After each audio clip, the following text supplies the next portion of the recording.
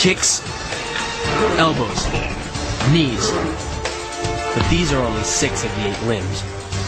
The kick is a fundamental strike in Muay Thai. Like the jab in Western boxing, the kick is the long-range weapon of the sport. The kick's power comes from the torque generated by the rotation of the hips. It's the same principle that cracks a whip. Turning the hips just a few degrees forces the foot to travel a much greater distance and creates a lot of speed as it does. The longer the leg and quicker the rotation, the faster the kick. And unlike karate, Muay Thai fighters are also taught to strike with the hard bone of the shin. A Muay Thai kick can generate roughly the same force as a baseball bat, enough to crack a rib or a leg. That same focus and accuracy are at the core of the drill, and are the same principles that underlie the most devastating strike in Muay Thai. Basically, it works like a point of a knife. All the force is magnified by being concentrated in a small, hard area. Even if the elbow doesn't deliver a knockout, it will almost always leave a nasty cut and often end the fight. With the long-range power angle kick and the fight-stopping elbow strike, we've made a good start at building our Muay Thai arsenal. But there's still a lot to learn. But the school could teach us another move to add to our arsenal.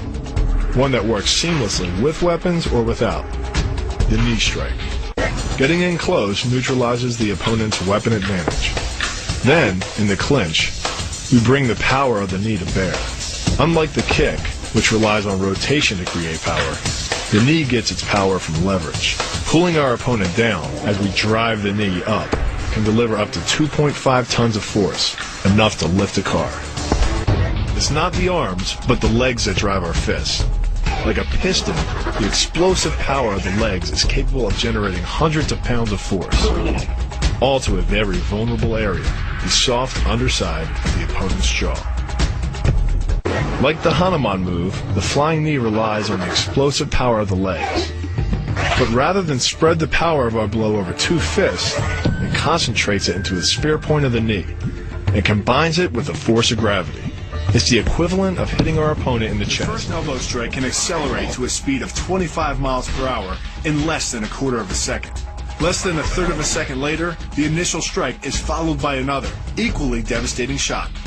By employing the bony tip of the elbow, these strikes deliver a double dose of injury-producing energy and can result in a broken nose, facial fractures, or a wicked cut. The rotation of the torso is the basis for the strike's power.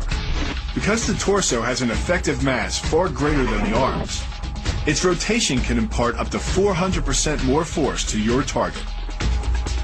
And the last-minute rotation of the wrist can magnify that force even more.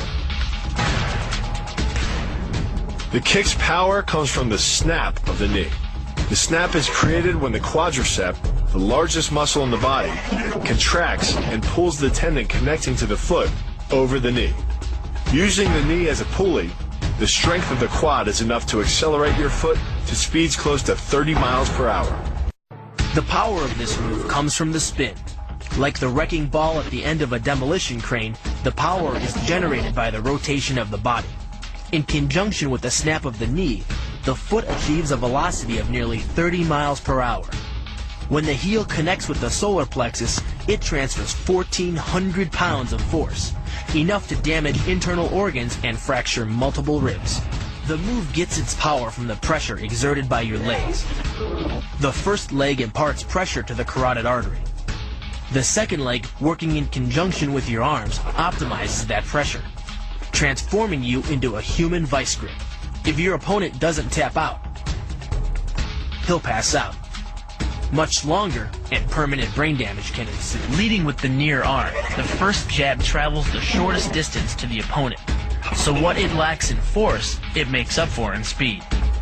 The second punch, utilizing both the twist of the shoulders and the forward momentum of the kick, can carry over 4 times as much impact.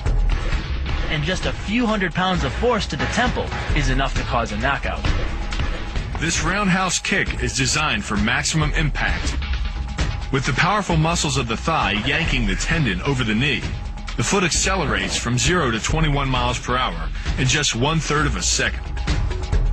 Combine that with the reinforced shoe, and this kick can drive the nose bone back up into the brain. The secret to the move is wrist control. By rotating your opponent's wrist to the maximum extent of its range of motion, the bones of the wrist lock against the bones of the forearm and make it impossible to bring the strong muscles of the upper arm to bear. Then, you can pull your opponent off balance and into a potent knee strike. The combined force of the knee strike and your opponent's forward momentum can be as much as 2,000 pounds, enough to dent sheet metal. Bending the elbow across the fulcrum of your hips, you're subjecting the weak joint to the leverage of two strong forces. The pull of your thighs on his shoulder and your hands on his wrist. As little as 1,000 pounds of force can be enough to destroy the elbow. The leverage of the armbar can supply much more than that. The power of the takedown is derived from the simple mechanical advantage you hold over your opponent. By wrapping up his striking leg at the upper thigh, you've placed your opponent in what's called conditional stability. If he remains stationary, he could technically maintain his balance indefinitely. But by driving him backward and initiating a sweep of his other leg, you've added two destabilizing factors, and the loose center of gravity simply cannot hold. To do that, the Marine pushes his opponent at a location above the center of mass, while using his sweeping leg to create a tripping point, which is below his opponent's center of mass. Once the loss of stability has occurred, gravity does the work, and the damage. On the ground and on his back, your opponent is now vulnerable to any number of finishing strikes. Nutcracker. Your forearm and biceps apply pressure to your opponent's carotid arteries. Located on either side of the trachea, these two arteries are the only way to get blood to the brain.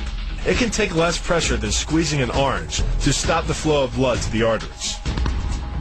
And with no blood flow, the brain shuts down almost instantly. Fight over. The higher you can lift your opponent in this move, the faster he'll hit the ground. It's not just your force working against him. His acceleration due to gravity can mean his head hits the ground with a 3,500-pound impact. On a hard surface like concrete, this is more than enough to cause a serious brain injury. Leaning back slightly and driving the knee up utilizes the full power of the thigh, and the foot accelerates up to 16 miles an hour in just 1/4 of a second. That's twice the acceleration speed of a Porsche. Coupled with the rotation of the hips, the kick can impart 450 pounds of force upon impact with the ribs. When executed perfectly, it's a motion similar to cracking a 2x4 with a sledgehammer. It's aimed at the largest gland in the human body, the liver. A direct hit won't just bring an opponent down. It can rupture the gland, causing severe internal bleeding. But the liver is well protected by the rib cage, so the kick must be accurate to within half an inch.